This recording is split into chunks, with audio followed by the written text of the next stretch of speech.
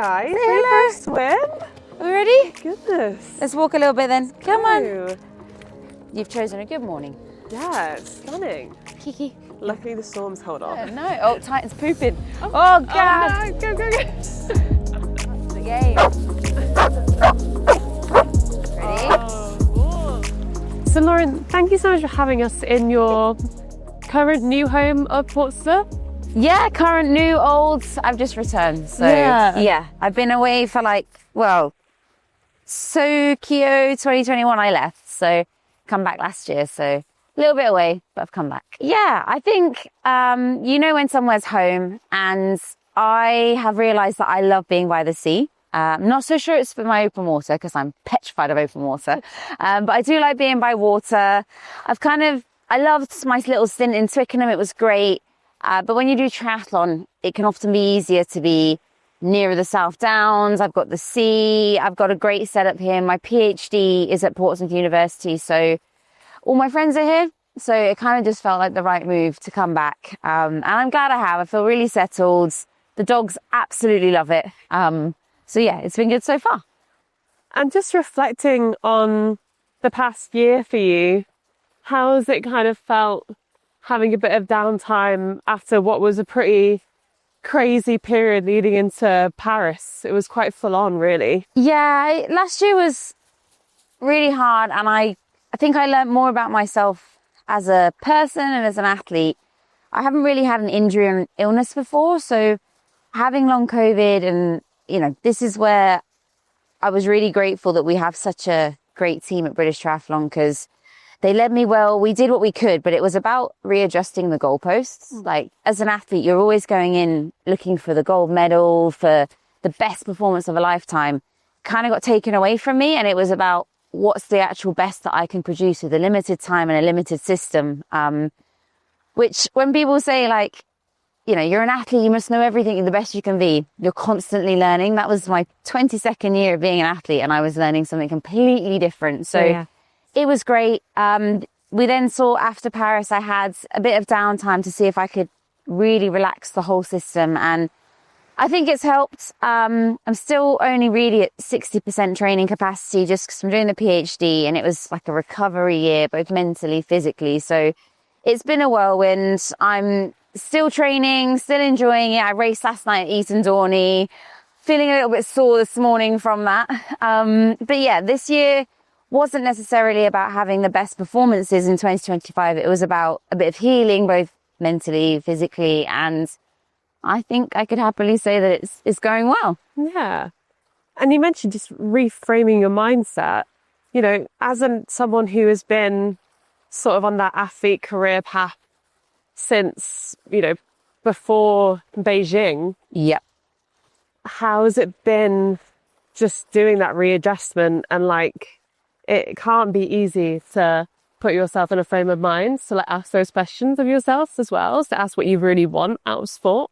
Yeah, I think, and this is the hardest part, is that it's a journey for each athlete and their own. We often fall into this copying everybody else, doing what an athlete is supposed to do. And I think for me, each Games has taught me something else, taught me something new. I was 14 at my first Games, and how do you know at the age of 14 what you're doing, what you're aiming for, even the magnitude of the event that you're turning up for? So I learned a lot from that. London itself was quite heartbreaking for me in that I was doing everything I could. My attitude as an athlete never changed. It was all in or all out. So that for me was quite difficult, but then also lovely because it was a home Games, and London was just the best for that. Then we saw Rock Ground Rio, and I was devastatingly swum the wrong way.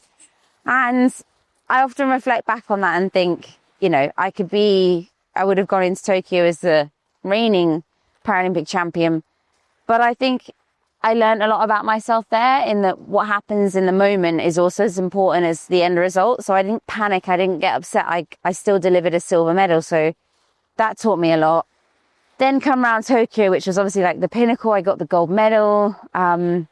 Everything went into that, and I felt the stars aligned. And I've realized that getting a gold medal isn't always about, being the best athlete. It's about everything lining up for you on the day.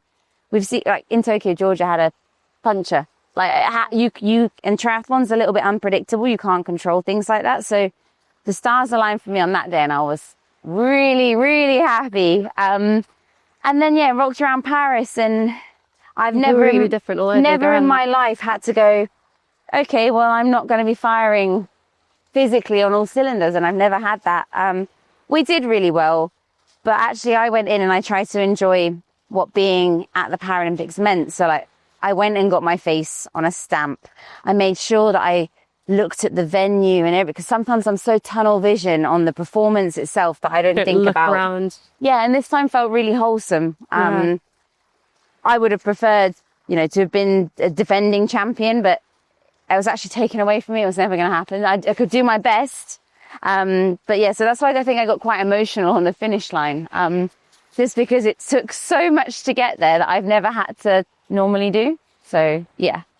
When you reflect on your kind of career as a whole and are able to give it that like outside view and go, okay, actually I put everything into that race, this is what happened, and you do that for each one, it must be remarkable to look back and be like, that's such an incredible career. Like even with the lows and the highs, actually that makes it more incredible in itself, how you've overcome.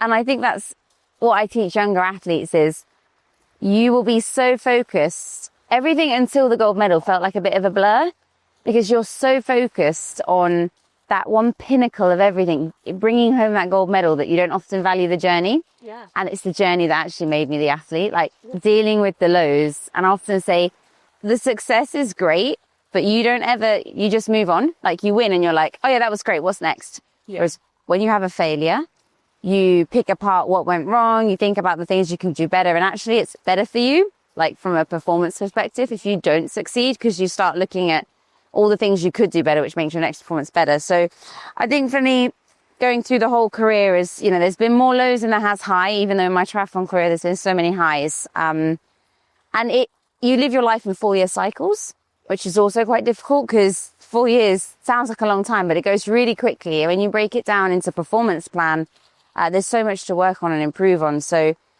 I find that I'm 32 now, and I feel exceptionally old. And I'm like, if I go to LA, this is my 6th games. So I do feel quite old. So when you've got some young ones that are like, oh, this is my first games. And I'm like, oh, so yeah.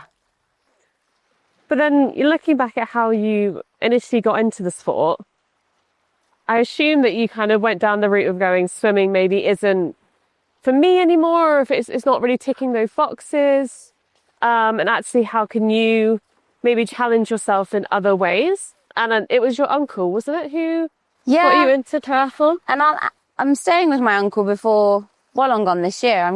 He lives in New Zealand, so I'm going to do 2 weeks with him there. So I guess back to my uncle for the beginning of triathlon. So he started triathlon, and then I was at Mount Kelly College just as a swimmer, but when I would go home, I do a lot of cycling and running. So I was always sort of cross training anyway. And he said, well, you just give a triathlon a go. And I turned up to Nottingham for, I think it was like British Champs, Paratramps. And I'd borrowed this lady's wetsuit. So like the sleeve was really long. Yeah.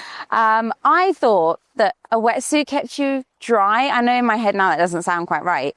So I wore like a full-on lycra layers underneath my tri-suit. I kept my underwear on. This lady's bike I borrowed only had one brake. Her cycling shoes were a 4, I'm a 6. So I just remember going around just like not really knowing what I was doing. It was really painful, the race as well. And then got to the end, and I think Claire Cunningham had won and I come second, and I was like, oh, well, maybe I've done okay here, like without any of the correct equipment. And then I said, like, I need to focus on London. So I kind of backed off. And then I think Johnny Rao messaged, I think it would have been just before the games, and said in London, and said, would you consider going to New Zealand 6 weeks after London and just racing the world champs? Give it a go. And I was a bit like, well, okay, well, I had to find a bike. I had to find everything. And then I did it, and I came 5th in the world. And I was a bit like, well, I went to London after like 2 games, 10 years of training. And I was like, I will come 5th. And then I've only done 6 weeks of training for triathlon. and I was really unwell. I got food poisoning at that race and I came 5th. And I was like, I also felt that I was letting myself down though, because I hadn't completed or finished what I wanted in swimming. Yeah, like I can see that. we mentioned earlier, the gold medal, and it's like, well, I tried so hard. I got the PB at London, but I finished 5th. Okay, I was happy with that. Like 5th in the world was pretty fantastic. But I was like, maybe if I continued, and it's that bit where do you learn that maybe your best is enough or isn't good enough? Like, at what point do you step away and say, I did my best? And it was hard to make the transition, but looking back now, it was definitely the correct transition. Yeah. But as a young girl, how did you know that was going to pay out? And so it was really difficult. But zero regrets. I just think you have to get over that for a bit. Like, the changing in paths is really difficult, and the uncertainty, but yeah. Yeah. Yeah, but I also think, like, when you know the personal stories behind an athlete's journey, instead of just seeing their sporting performances, like what it took for Meg to be there, like to qualify to get there, Hannah's story, the years that she's come through. When I look at each athlete's story and you actually know the highs and the lows, those performances mean so much more. So I think, again, having listened to but I only really learned to reflect on that after being so ill. Yeah. So I think, again, when it's taken from you, it's like, and I often find, unless you've experienced it, unless you've gone to the depths, I think this is where athletes often, this brings in my PhD, we often don't share and are vulnerable enough on our full story. But if the athletes were able to open up, tell the highs and the lows better, it would make the performances more impactful, because people could be there in the trenches with you. We have this persona, this stigma that we're going to be mentally tough. Nothing bothers me, it's all fine. And I felt a bit like that last year. Like, I didn't want to play on the, I'm exceptionally ill, but I'll do my best. But at the same time, I needed to let people know, because it was a big thing that was happening in my career. So yeah, that's what makes the bittersweet moments when people achieve. You know, I got bronze, and that bronze medal means so much to me. But to see all of the athletes, young and new, makes such a difference on performance. Definitely. I feel like they want you to throw the ball. Oh, probably. She's dropped it a few times, and I'm just conscious that Titanito, Titan, come here. Come here. You want the bullies? Bullies? It's gonna go in the sea. Kiki, find it. Bring it here. Good girl. Ready?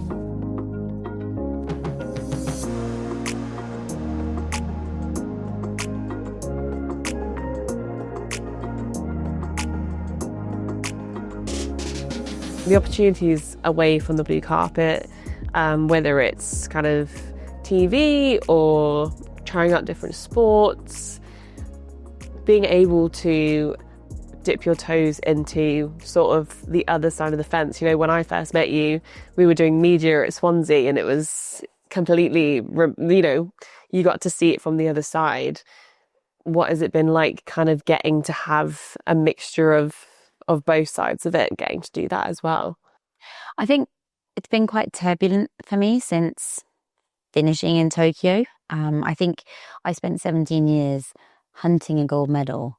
And then I remember getting home, looking at it. Everyone had gone to work. Like it was, and I sat there and I just looked at the dog and I was like, what am I going to do now? So I had a bit of a year off, as I have done after Paris, after Tokyo. I started doing a bit more behind scenes. Like I was doing the commentary for Birmingham Commonwealth. I was with you guys in Swansea and actually realised that it's quite a big machine, a triathlon. We turn up as athletes and wait for the gun.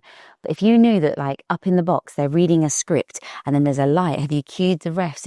It was like, oh, I understand now. Like, actually, it's probably more stressful to be the behind scenes people. But I kind of did a bit of stepping away from sport.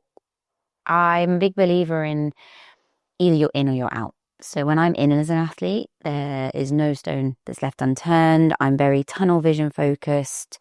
Everything gets done, you know, recovery is on point, nutrition, everything's there. But being in such an intense environment and mindset takes quite a toll. on athletes. You're constantly turning up. Like, you can't have one session that isn't right when you're leading into a games. Like, it has to be perfect. And if it's not physically perfect, mentally, you've got to be there, you've got to be present. So to be able to step back and do other things really does recharge the batteries, allow me to feel as though my whole life does not revolve around sport. I've got a good balance now. So I think by going away and doing the TV shows, I class them as calculated risks. I'm aware that they were a couple of years before the games. And I think one of the bits about being an athlete is you're also encouraging and inspiring younger generations. So it's great to be constantly sports, professional, and you get the job done. But people want to know about you. People want to know about the person that's actually behind the athlete, like the things that you eat, you drink, what do you do in your downtime, so that they can be like, okay, actually, I enjoy that as well, and I'm allowed to do that. It's like a sense of acceptance. So it takes time. It's a journey as somebody like maturing. But for me, to be able to now plan my days, my weeks, my years around, say, family events, or if I'm doing a TV show or my PhD currently, and then my training, I'm very good at it now. I know how my body works. I know where my limits are. I know when I can back off, when to recover. So you get a more fulfilled package instead of putting all the eggs in one basket, which is just sports. You've got to fill up that other side of you that keeps you human, like the family days, the friend days. You are allowed a dirty burger. You are allowed to go out and have an evening of dancing. Like, all those things that used to be taboo when I was younger. And I've realized now that by weaving those in at the appropriate times makes me happy. And then that makes me really happy when I'm racing. Yeah, I guess trying to not be just a statistic. You want to have the full picture and understand like where someone's come from and what they've been through and how they've got themselves to where they are today. It's quite hard to get the balance right. So you want to be, this is everything. This is the pinnacle of my career. You want to step up, but that brings in those butterflies, the nerves, the performance pressures. If it's important to you, you will feel like that. If you don't, I'd be slightly concerned. But it's also about remembering life is full of so many beautiful things, and it's not all about triathlon. It's not all about the Paralympics, the Olympics. Like, when I meet people that are like, where's the next Paralympics? I'm like, how do you not know where it is? Like, it's the biggest thing in my life. But then I realized, and that's what Strictly did, was not many of them were from the sporting world. They were from the dance world. So I went into somebody else's world and I was like, wow, there's a whole other world out here. So same with SAS. I learned, lots of what we do as an athlete was applicable to that show. But again, I was like, there's a whole military world out there. Like, we live in little bubbles. And so I've tried to expand my bubbles. And I think that's actually helped with my triathlon. Yeah. And just mentioning about, getting to do those extra sort of curricular activities outside of triathlon, or at least kind of your professional, like, athlete side.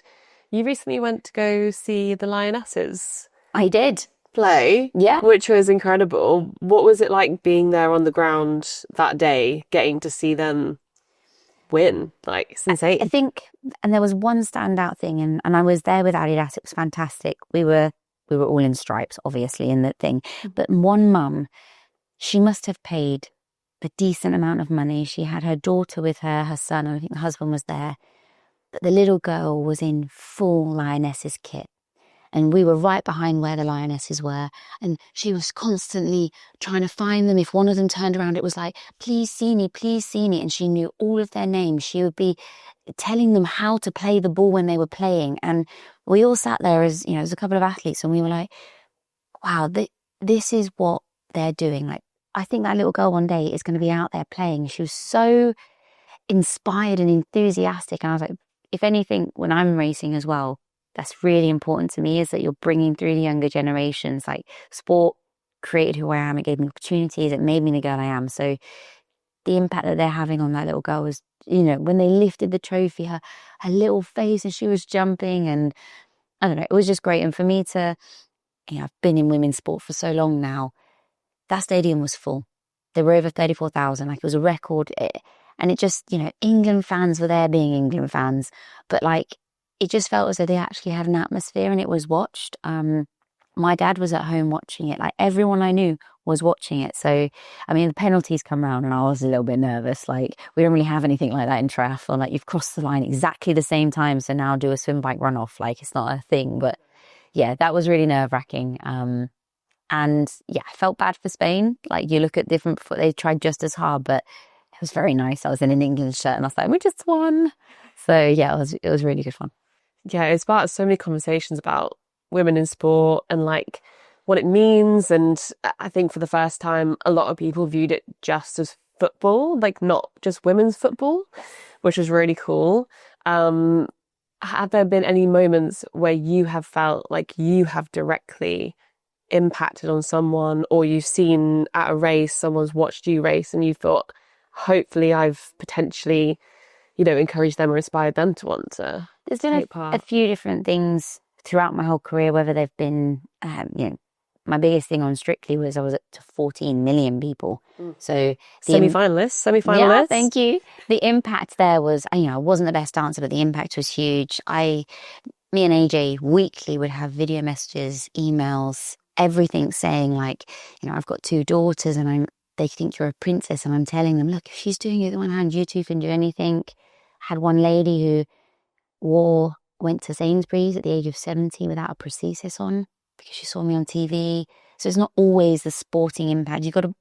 I was uncomfortable doing a cha-cha-cha in front of 40 million people on TV, but I just helped that lady at the age of 70 go to Sainsbury's without her prosthesis on. And that made me, because I conquered that when I was 14, trying to be proud of who I am. So for me to help her, that felt really good. I've also, before Paris, I raced a triathlon in New Forest, a bit similar to Eton Dorney, just off grid, just a low-key triathlon. And they're sometimes my favourite because you can just really get into it.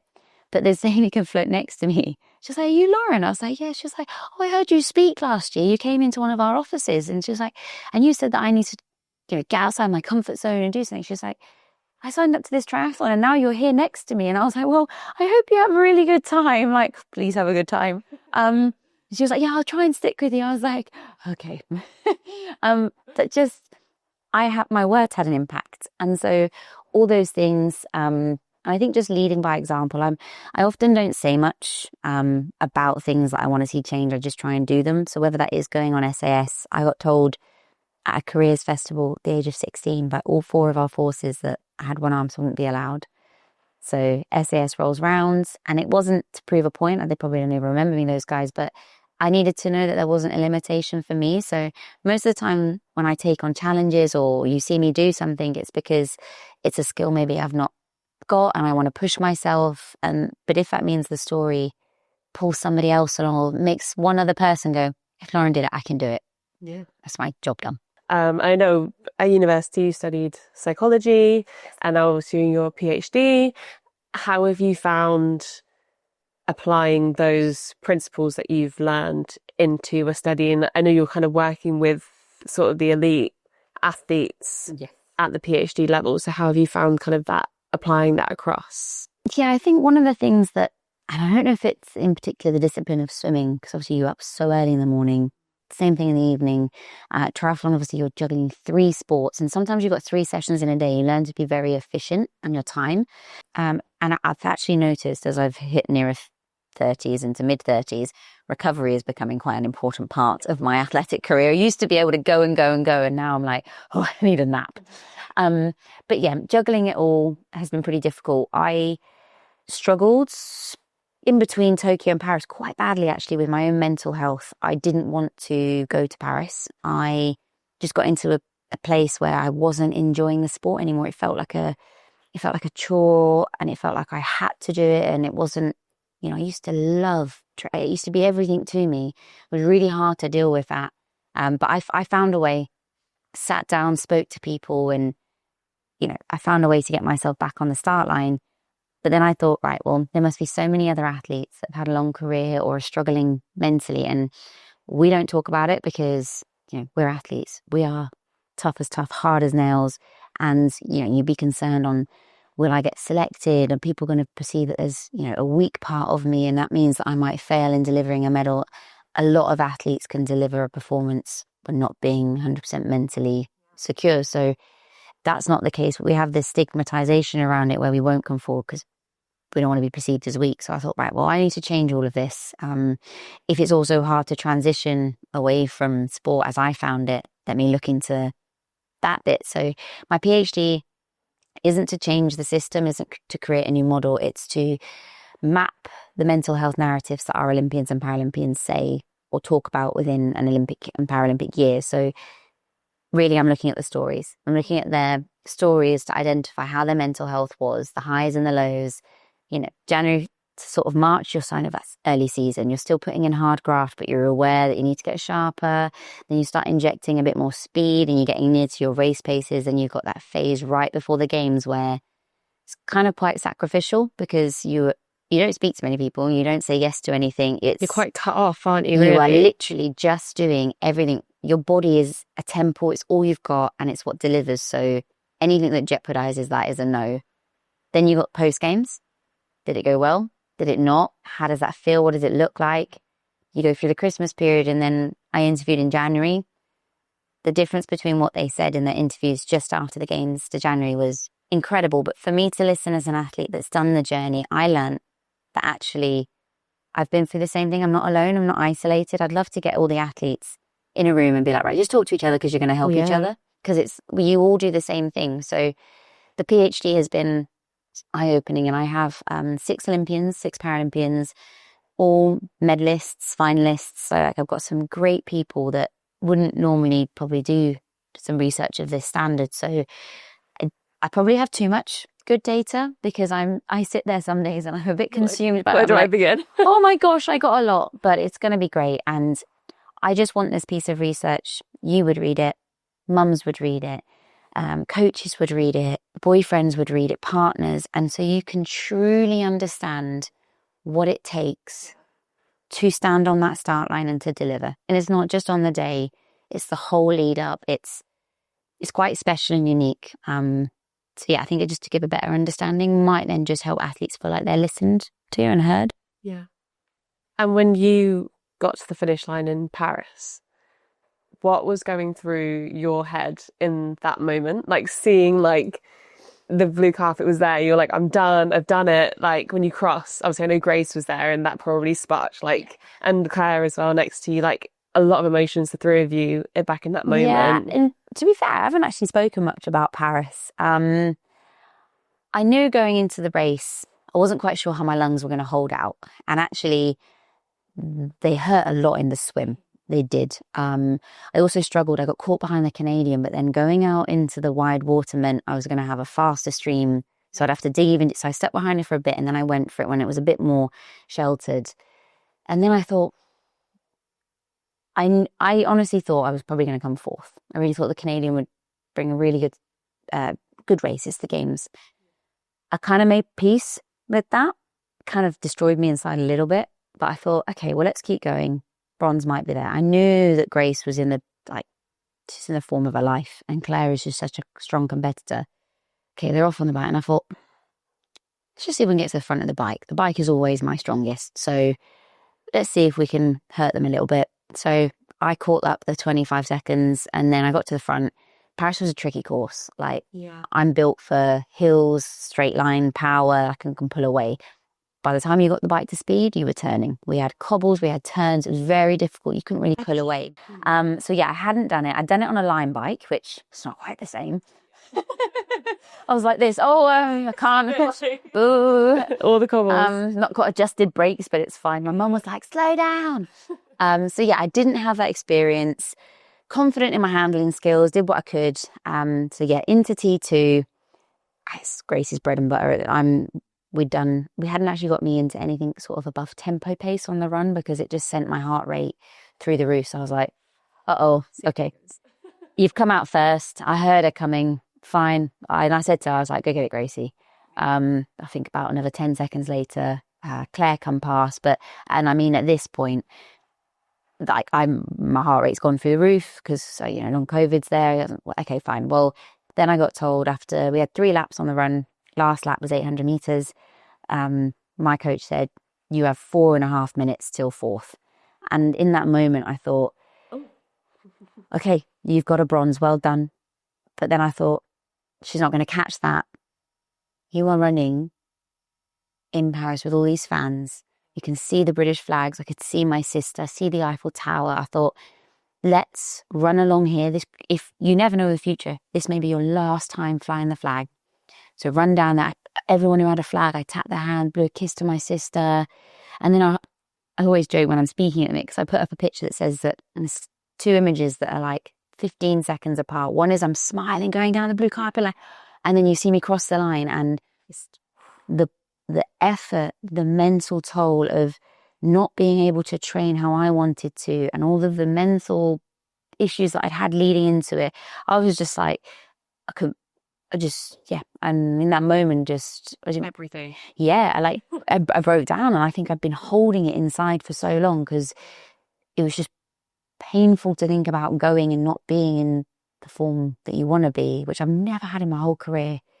But then also being extremely happy because I got a medal, and I look at that bronze and I'm like, that, if anything, might have been harder to have got than the gold. Yeah. Because the gold, I was flying and everything went in my favour. So yeah, both of those medals, they mean so much. And they're two different stories. But then I look at the silver, and that's got its own story. So yeah, it's very hard. But no, I was really proud of that accomplishment. And I guess lots of my friends and family had flown over. It wasn't too far. So no, it was really, really good memories for me. And Paris in itself, just, I even got my face on a Costa coffee. I just did all the little gimmicky things that you never normally do because you're so tunnel vision. But no, it was a very different games for me. I learned so much. And now you've got the full set. I have the full set, yeah. I just undecided as to whether I will step up again. I need to get this PhD done. It's a big priority of mine. I don't know. Is there unfinished business? I'm very, very satisfied and I feel fulfilled, which is another thing for an athlete is once you've achieved like that gold medal, you're there because you want to be now. You're not, there's that I've achieved the pinnacle of everything. So if I step forward again, not that it'll be more relaxed, but it's doing it for you. I'm doing it for me. I know how to do it, and actually, let's have a bit of fun out there. Whereas before, like for Tokyo, because I was so desperate to have a gold medal to my name, whereas now I'm like, oh, you've got one. Let's see if we can get a cheeky second. So we will see. I sit here as 3-time world, 8-time European. Like I've had a beautiful career. I think there might be a couple more in there in the next couple of years. It's just you get to that point where there are a couple of other things in life that are knocking, and to be Dr. Lauren Steadman would be awesome. And I really want to I'm quite passionate about helping other people, so I really want to make a difference. I think I could say to anybody physically, if you train hard enough, smartly, you could probably achieve physically the goals. A lot of the time we let ourselves down mentally. So I really want to help people reconstruct their thoughts and mindset to really believe, whether that's triathlon, whether that's just running or anything in life, to have a solid, happy place in their mind. Was the last place or the last time that you went to Australia in 2018? Have you been back since? Oh, Australia, and that was Gold Coast, wasn't it? Yeah. I haven't been back. So yeah, Wollongong, which is further south, right? No. Yeah, Sydney. So it's a little bit just down the coast. Yeah, no, I haven't been back. I'm quite excited to go back. So I'm really excited. I'm going to go and do 2 weeks in New Zealand with my uncle, which, crystal clear lakes, you ride around and it's like mountains. It's just absolutely glorious. So I'll do my acclimatization, get over the massive long haul flight there. He's then going to fly across with me. I'll join the team. Race on the Saturday morning, I think. My mum and dad happen to be on a cruise around Australia and they're in Sydney over those 5 days. So they've hired a car. So they're going to come and watch the race. And then we've got mixed team relay. And obviously Claire's having a baby. Yes. So I will be taking Claire's place on the mixed relay team. And it's just who the other female is. If we take another female, because if not, I'll be doing double. But we will see. But yeah, quite excited. I've not done a mixed team relay. I was really ill last year at Worlds I got a bit of E. coli and pink eye from racing in Alhambra. I'm pretty ugly. My eyeball was like, I couldn't do it last year. So yeah, we'll see. I feel like I might do better in a team environment. Like you just pull out that extra level of like commitment to the race because you've just got teammates. So yeah, that could be fun. And then I fly straight from there to Turkey and I race Alanya the Saturday after. So quite a lot of back-to-back racing. But yeah, I just needed the 3 races this year to maintain mod ranking so that next year I can still race. So quite excited for those. So yeah, big back end to the year. Not quite as fit as I usually am during the year, but again, my body's incredible. So I'll deliver what I need to. Yeah, I guess the key thing as well, it's being relaxed, but also being happy. And it seems like you are very happy, which is just really nice to see. Yeah, I think my biggest goal for this year, because last year was such a toll physically and mentally, I wouldn't have said I was in a very happy place. I was happy, but I wasn't happy. So I thought this year, let's do some other things that might inject a bit of happiness and joy. So you've seen me do high rocks. You've seen me still do a bit of CrossFit. They are just beneficial with my triathlon, but they take away from the swim, bike, run. I do it with my housemate. We have loads of fun. So I do those things. I run with the dogs, canicross. I do running with them. I try to do things that still benefit my sport. And don't get me wrong, I have to be smart in how I do it. I never take risks that cause injury, but I really enjoy doing things that are still beneficial to triathlon, but slightly different. So whether that's cross-country running, or I went with British cycling this year. I thought, well, if I can bring my cycling on, boom, that's going to help with triathlon. I love riding my bike, but my road bike more so than my time trial. And that was, we don't ever ride in packs in paratriathlon. Yeah.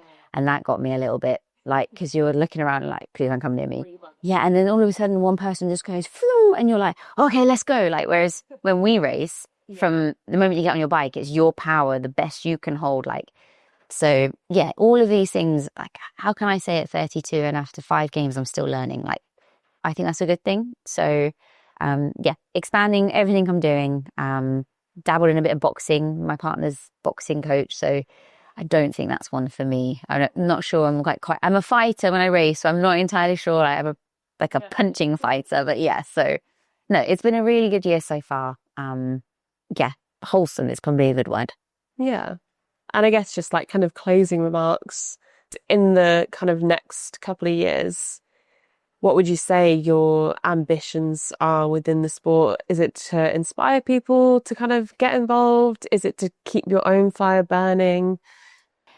Yeah, I think that's a really difficult question, actually, because I don't think I know the answer. Yeah, that's also okay. Like, it's such a long time. But that used to bother me. Like, yeah. I think people expect I was like, oh, you're going to LAO doing this, and it's like, oh, because you feel bad if you say no. But especially then, like, what am I doing next week? Yes, exactly. But I think for me is individually in each of the sports, like there's a bit of work I want to do on the bike, hence going and perhaps dabbling a little bit more with a bit more cycling specific.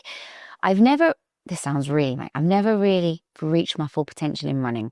So I learned how to run as I come to triathlon.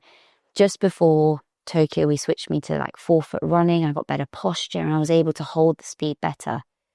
Then obviously I got really ill for Paris. So we had to notch all of that back. So I would quite like to see a 5K PB come down a little bit. It would help with triathlon, but also just because of personal goal. I'm running London Marathon next year. So quite excited for that, which again, I've actually never entered a race bigger than 5K. So then I'm like, I'm doing a marathon. So, but again, it's a different way of learning how to pace. And so that'll push my comfort zone a little bit. 4 years is a long time, but it does go quickly. So yeah, get the PhD done. I would like to set up my own sort of mentoring and business consultation, because that's what my degrees are in. Like, I'd actually like to start pushing that. I am getting older, so you have to think about life after sport. It's one of the things my PhD is flagging, is that we stay so focused as being an athlete, we don't focus on life after sport. Yeah, and it slips away a little bit. It's a really important thing. So I think if I can focus on that as well, I feel a bit more secure. So yeah, that's kind of where I'm at. I will probably make a decision the end of next year, because I would want a good 2 years leading into LA. I think I got kind of like excited feelings for LA. I didn't have them for Paris. So maybe, yeah, I would like to go. And if, like you said, inspire people, that was whether or not I'm going competitively or just, keep going. It's always been one of my biggest ambitions, is take people along. But yeah, something's telling me that I'm not quite done yet. And again, I think that feeling is like a slow burner. It builds and builds and builds. So I will know within the next year and a half. And just got a new partner, and his little girl's like, but we haven't seen you at a games. That's not fair. And I was like, what a way to add on the pressure, but okay. But yeah, so we will see. I think I'll be 35 if my maths is correct, which might be a good time to like make it the last one. So I don't know is the answer. But I also think if we look at how the games, I've done 2 in Europe, I've done 2 over in Asia, and it's I've done 1 in South America. I think LA would be very Hollywood. It would be very glamorous. Yeah, and I just think vivid,